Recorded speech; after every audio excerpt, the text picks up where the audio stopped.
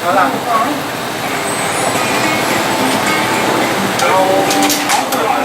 นี่เลยเหรอขับอะไรหรอกฉันรีบมาหาคุณแล้วหรอกเพราะยังไม่ได้กินอะไรเลยคุณมันหิวคุณก็ต้องร้องเป็นธรรมดาสิเอางี้แล้วกันแล้วเดี๋ยวผมพาคุณไปเลี้ยงข้าวเลย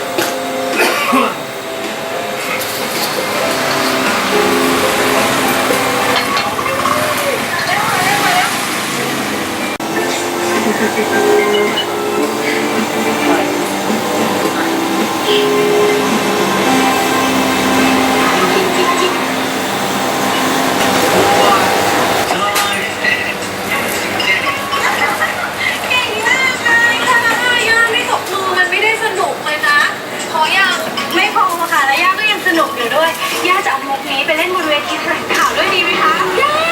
าไม่ดีโอเจเขาไม่ได้เป็นตลกโอเจเขาเป็นพระเอกโอ้เนี่ยแต่ชอบไหนอ่ะแต่ก็มีเวลาที่ต้องมาชอบแล้วมันเกี่ยวจะไปไหนกลับบ้านก็กลับมาดีวันเท่าไหร่แล้วมันทำไมย่ามีความสำคัญกับนายมากขนาดนั้นฉันจะช่วยพี่ทำไงพี่ทำรู้ได้ไงคะเอาของทำงานที่นี่ด้วยพี่เห็นแต่เข้างานแล้วแหละตอนแรกก็เขามีบัตรแล้วได้บัตรแล้วก็รีบเข้างานนะงั้นจะเริ่มนะไม่หรอกฉันไม่อยากไปแล้วมันก็ตัดใจชนแล้วแบบนี้นะดีใจจังเลยค่ะวันนี้จะได้คุณพี่ทันออกงานด้วยนี่เป็นครั้งแรกนะคะที่จะมีโอกาสได้มางานแบบนี้ค่ะว่าแต่โอเจตัวจริงหล่อปะคะพี่ยังไม่เห็นเหมือนกันอยากเจอไหมอยากค่ะอยากเจอกับบ้าน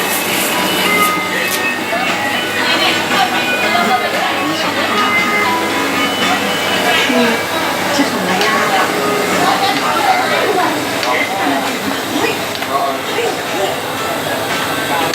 บอกว่าจะไม่เข้าไปแล้วไง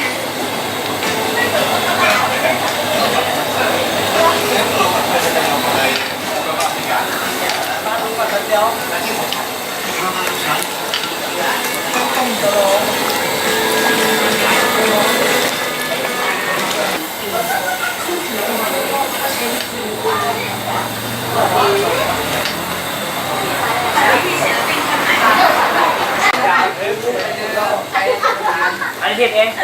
เดี๋ยวให้ตามผิดเราไม่คิดถึงเรื่องว่าไงหรอน้ำมันไม่ยุ่งสารแยกผิดจะได้ปีไหมวะแม่งอยู่กดเขียนอยู่